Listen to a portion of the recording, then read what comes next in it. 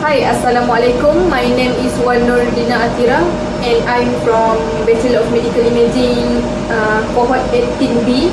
My matric number is U6230108. So today I as a student radiography and soon will become a mammographer. Will explain three important scenario. So what are the three important scenario? We have dense breast tissue, suspicious lesion localization, and post-surgical evaluation. Okay, don't talk too much. Let's explore each scenario and understand how we as a mammographer can improve patient outcome through smarter imaging. Hi, are you Madam Noliana? Hi, yes, I am. Okay, please have a seat. Okay, thank you. Today I came for my routine mammogram because last time I was told that I have dense breast tissue. What does that mean? Oh, I see. Dense breast tissue is very common, especially in younger women like us. It just means your breast had more glandular and fibrous tissue compared to fat. But it can make cancer harder to detect on a mammogram. On a mammogram, both dense tissue and cancer appear white. This creates a white-on-white effect, making small tumors or microcalcification harder to see. Studies show that over 40 to 50% of women have dense breasts and they may benefit from additional view. So does that mean the standard mammogram isn't enough for me? In some cases, yes. That's why we take additional projection like spot compression view and 3D mammography called tomosynthesis. It will help us or give us a clearer view.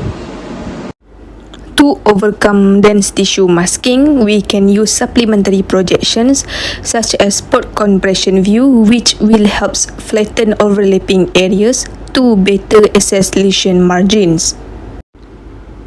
Second supplementary projection is true lateral view that provides an orthogonal view which helps with depth assessment.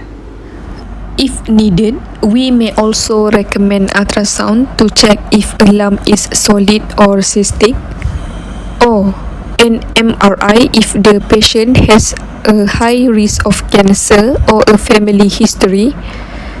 Last but not least is digital breast tomosynthesis or 3D mammography provides layer image of the breast, helping to separate overlapping structure. Hi, I have concern to ask with you. Doctor say there's a shadow in my mammogram. Is it serious? Am I supposed to be worried? Oh, it's okay. We understand your concern. It's called suspicious lesion. Suspicious lesion doesn't always mean cancer, but we do need to take clearer image and locate it correctly or precisely to guide the next step like biopsy. So now I think we going to perform additional view for you called spot compression view. This show mammogram image with unclear lesions. Standard view like craniocaudal and MLO may detect something abnormal, but they don't always show the size, shape or margin clearly. So for this scenario, to further assess a suspicious lesion, supplementary projection help localize and characterize it accurately. Okay, so the first supplementary projection for this scenario is spot compression view. Spot compression view that applies targeted pressure to a specific area of the breast, which helps flatten overlapping tissue and improves visibility of lesion margins. This makes it easier to differentiate between overlapping structure and true abnormalities. Are you Madam Noliana, right? Yes, I am. Why? Madam, based on previous image that I see, we need to take additional view for you called true lateral view. Are you okay with that? I'm okay, but what kind of view is that?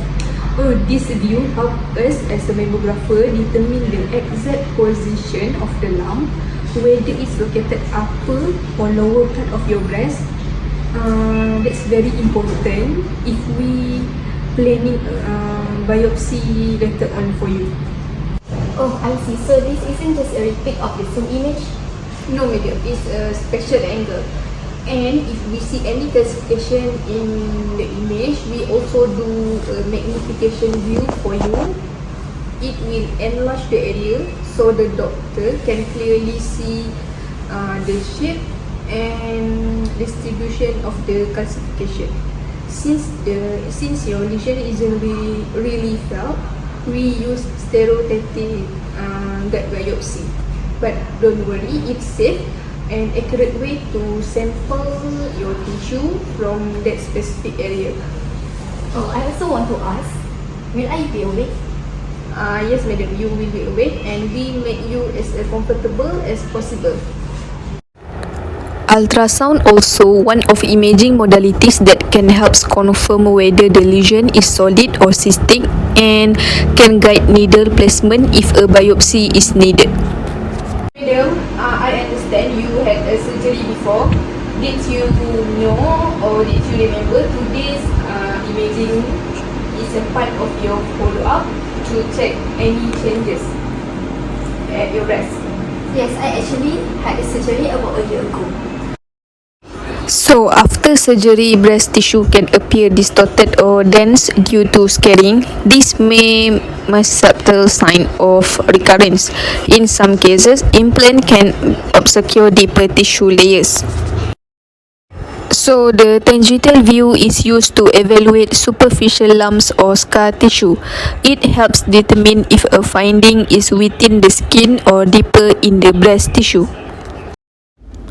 Next, the implant displacement view, also known as Eckland technique, allow better visualization of breast tissue in patients with implants by pushing the implant backward and pulling breast tissue forward.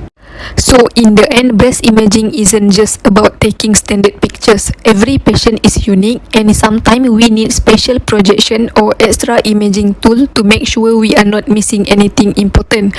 Whether it's dense tissue, a suspicious lesion or post-surgery follow-up, using tele-imaging really makes a difference in early detection and better patient care. As future mammographer, it's our job to combine skill, knowledge and care for every case we handle. Thanks for joining me today. I hope this video gives you a clearer picture of how important tele-imaging is in breast health.